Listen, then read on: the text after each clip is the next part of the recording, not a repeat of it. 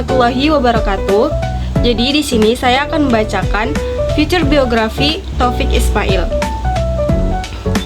Bagi yang belum mengenalnya, sosok sastrawan berdarah Minang yaitu Taufik Ismail lahir di Bukit Tinggi, Sumatera Barat pada tanggal 25 Juni 1935. Beliau adalah salah satu penyair dan sastrawan terkemuka di Indonesia. Menerima anugerah seni pemerintah RI pada tahun 1970. Taufik dikenal luas atas dedikasinya dalam memajukan kesastraan Indonesia. Karya terkenalnya termasuk buku Malu Aku Jadi Orang Indonesia yang diterbitkan pada tahun 1999. Taufik menghabiskan masa kecilnya di berbagai kota, mulai dari Yogyakarta untuk pendidikan dasar, kembali ke Bukit Tinggi untuk sekolah menengah pertama, dan melanjutkan sekolah menengah atas di Bogor. Di tingkat perguruan tinggi, ia memilih jurusan kedokteran hewan, sebuah keputusan yang diambil untuk mendukung cita-cita kesastraannya melalui bisnis peternakan.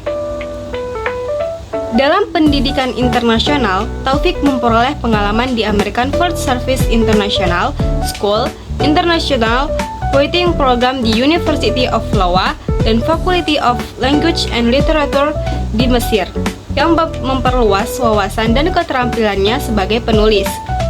Taufik Ismail juga dikenal sebagai pendiri majalah sastra Harisan pada tahun 1966 dan Dewan Kesenian Jakarta pada tahun 1968.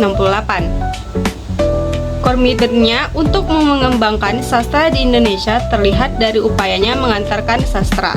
Taufik Ismail menunjukkan bahwa pendidikan penting secara keseluruhan itu adalah fondasi penting untuk pembangunan pribadi, membentuk individu, memajukan bangsa.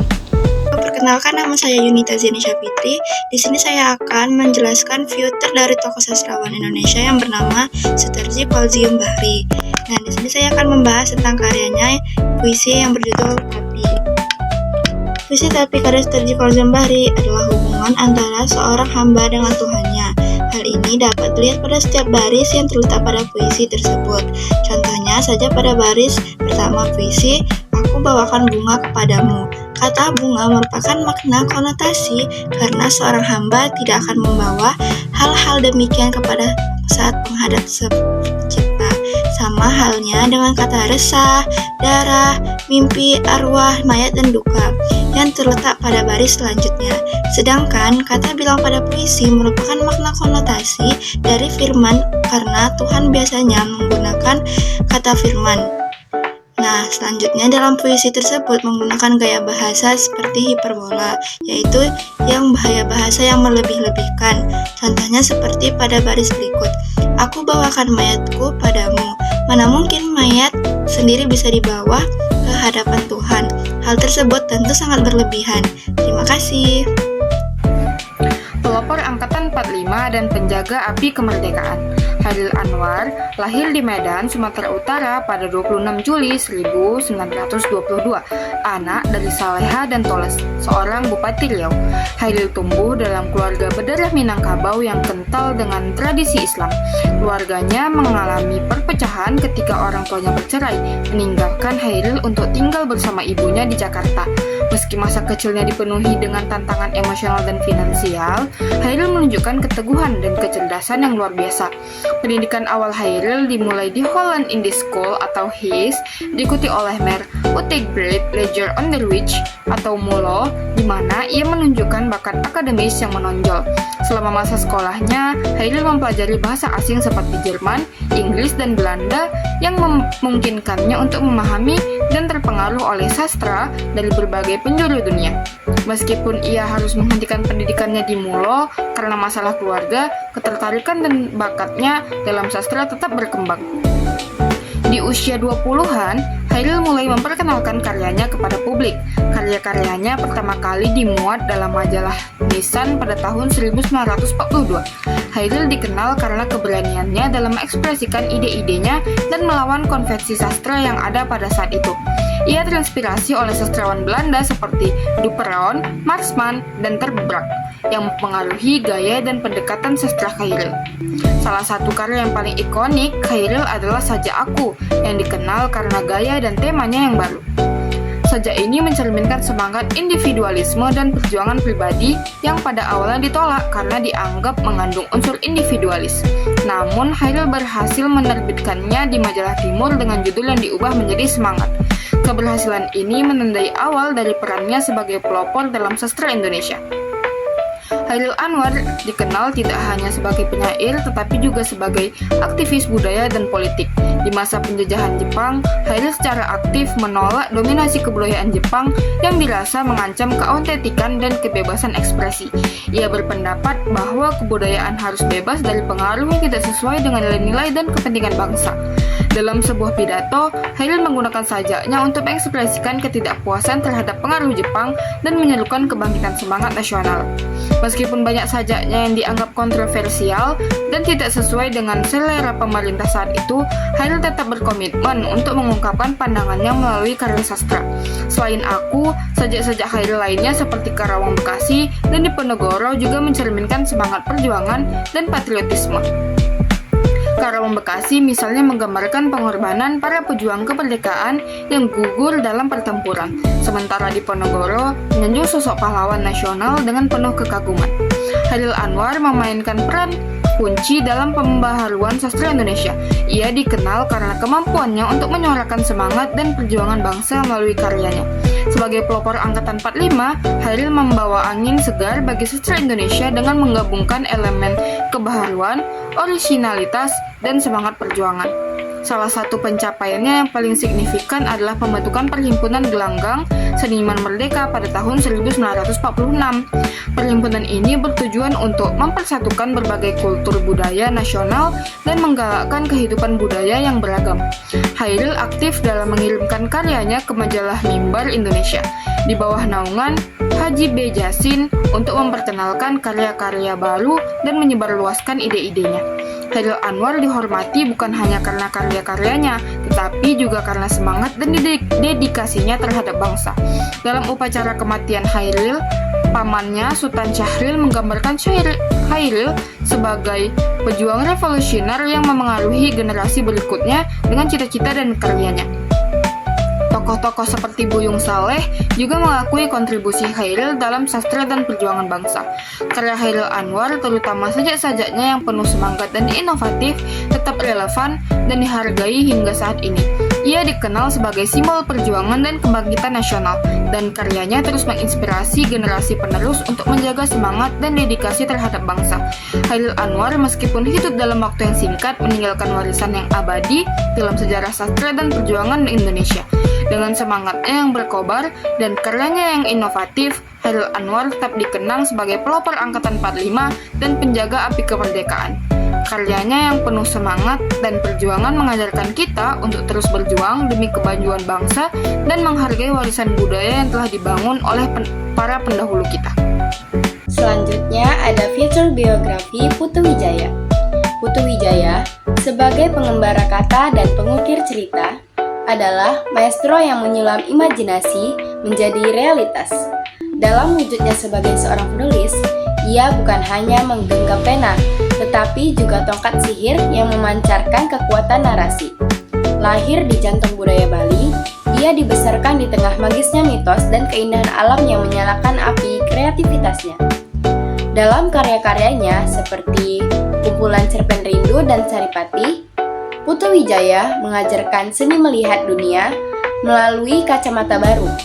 Setiap cerpen adalah sebuah jendela ke dimensi lain, di mana metafora dan simbolisme menari dalam harmoni, membuka tabir rahasia yang tersembunyi dalam keseharian. Ia menciptakan dunia di mana kata-kata menjadi jembatan antara impian dan kenyataan, mengundang pembaca untuk melintasi batas-batas imajinasi dan mengeksplorasi kedalaman jiwa manusia. Putu Wijaya tak hanya sekedar menulis, ia bertransformasi menjadi seorang penyelam dalam lautan emosi dan kompleksitas sosial. Karyanya memprovokasi pemikiran, menantang cara pandang, dan memupuk rasa empati. Seperti sebuah bintang yang menuntun di malam gelap, ia menerangi jalan sastra dengan keberanian dan kepekaan, memupuk rasa ingin tahu dan kebangkitan intelektual. Dalam Paranorma Sastra Indonesia, Putu Wijaya adalah kilau bintang yang tak hanya menyinari, tetapi juga mengubah cara kita melihat dunia dan menafsirkan kehidupan. Fitur tokoh sastrawan selanjutnya yaitu Pramoedya Anantatur, Suara dari Penjara dan Melodi Perjuangan. Pramoedya terkenal dengan gaya penulisannya yang kuat dan tema-tema sosial politik yang mendalam. Pramoedya adalah seorang penulis yang menjembatani antara masa lalu yang kelam dan harapan untuk masa depan yang lebih cerah. Pramoedya lahir pada 6 Februari 1925 di Blora, Jawa Tengah. Pramoedya tumbuh dalam keluarga yang sangat menghargai pendidikan dan literatur. Kedua orang tuanya memberikan fondasi intelektual dan budaya yang membekas dalam diri Pramoedya. Sejak kecil, Pramoedya menunjukkan minat yang mendalam dalam menulis dan literatur. Tahun 1965 adalah titik balik dalam hidup Pramoedya. Setelah kudeta militer yang menggulingkan Presiden Soekarno, Pramoedya ditangkap oleh rezim Orde Baru yang dipimpin oleh Presiden Soeharto. Tuduhan terhadapnya berkisar pada dugaan keterlibatannya dengan ideologi komunis, meskipun ia sendiri tidak terdaftar sebagai anggota PKI. Penahanan ini berlangsung selama lebih dari 1 dekade dan selama inilah Pramoedya menulis sebagian besar dari karyanya yang paling terkenal. Dalam penjara, ia menghadapi kondisi yang keras dan penyiksaan fisik, namun tekadnya untuk menulis tidak pernah pudar. Menggunakan teknik yang inovatif, ia menulis Tetralogi Buruh, sebuah karya monumental yang terdiri dari Bumi Manusia, Anak Semua Bangsa, Jejak Langkah, dan Rumah Cinta. Meskipun hanya menulis dengan menggunakan tinta dan kertas yang terbatas, karya-karyanya memancarkan keberanian dan kejelian dalam menggambarkan kehidupan pada masa kolonial Belanda dan perjuangan kemerdekaan Indonesia. Karya dan pengaruh internasional. Salah satu pencapaian terbesar Pramoedya adalah Tetralogi Buruh. Novel-novel ini bukan hanya menggambarkan peristiwa sejarah, tetapi juga menggali kedalaman psikologis dan sosial dari karakternya. Karya-karya Pramoedya mendapatkan pengakuan internasional dan memenangkan berbagai penghargaan. Ia diakui tidak hanya sebagai penulis brilian, tetapi juga sebagai aktivis yang memperjuangkan kebebasan berpendapat dan hak asasi manusia. Warisan dan pengaruh. Meskipun Pramoedya menghadapi berbagai tantangan sepanjang hidupnya, baik dari sisi politik maupun sosial, warisannya tetap hidup dalam setiap kata yang ia tulis. Karya-karyanya memberikan suara kepada mereka yang tertindas dan memberikan wawasan yang mendalam tentang perjuangan kemerdekaan dan identitas nasional.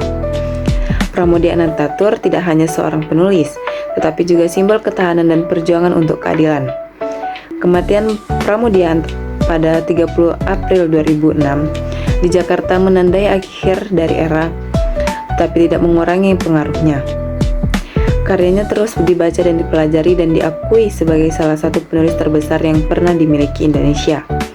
Pramoedya meninggalkan warisan sastra yang menginspirasi generasi baru untuk terus mengejar keadilan dan kebenaran melalui kata-kata. Pramoedya Anantatur adalah sosok yang menunjukkan bahwa meskipun tubuh dapat dipenjara, pikiran dan jiwa tetap tidak akan dapat dikekang. Baik, di sini saya akan menjelaskan mengenai future biografi si pelopor pujangga baru Sultan Takdir Alis Jabana jadikan sastra mendunia. Di tengah gelombang perubahan yang menggulung jati diri bangsa, karya Sultan Takdir Alis Jabana sebagai salah satu pilar pujangga baru dengan pesona yang tiada tara. Dalam setiap larik puisi dan alunan prosa yang dia tulis, mencerminkan keresahan dan harapan bangsa dalam peralihan menuju modernitas. Pujangga Baru terbit pada tahun 1933 sampai 1942 pada masa sebelum perang. Pada masa itu, karya sastra khususnya sajak-sajak banyak yang berisikan mengenai semangat perjuangan untuk melawan penjajahan Belanda. Namun, pada tahun 1942, pemerintah Jepang melarang majalah Pujangga Baru terbit dengan alasan yang kebarat-baratan. Setelah itu, Pujangga Baru kembali terbit pada tahun 1994 pada masa sesudah perang. Manifestasi Pujangga Baru dinyatakan bahwa fungsi kesusastraan melukiskan atau menggambarkan tinggi rendahnya budaya dan martabat suatu bangsa dan mendorong bangsa tersebut ke arah kemajuan. Majalah ini diterbitkan oleh Pustaka Rakyat, suatu badan yang memang mempunyai perhatian terhadap masalah-masalah kesenian. Pujangga Baru muncul sebagai reaksi atas banyaknya sensor yang dilakukan oleh Balai Pustaka terhadap karya tulis sastrawan pada masa tersebut, terutama terhadap karya sastra yang menyangkut rasa nasionalisme dan kesadaran kebangsaan. Karya sastra di Indonesia setelah zaman Balai Pustaka yang dipelopori oleh Sultan Takdir Alis Jabana dan teman-teman. Masa ini ada dua kelompok, yaitu kelompok seni untuk seni dan kelompok seni untuk pembangunan masyarakat yang dimotori oleh Sultan Takdir Alis Jabana. Lahirnya sesuatu di dunia ini pasti mempunyai kelebihan dan juga kekurangan sendiri. Begitu juga dengan lahirnya Angkatan Pujangga Baru, salah satu keuntungannya yaitu membawa semangat baru dalam kesastraan, seni, kebudayaan, serta pembaharuan dalam bahasa dan gaya penulisan. Dari cerita Sultan Takdir Alis Jabana, kita dapat mengambil kesimpulan sifatnya bahwa ia sosok yang sangat gigih dan semangat dalam menggapai karyanya serta memiliki kreativitas yang tinggi yang menjadikan Pujangga Baru sebagai karya yang dikenal oleh banyak orang.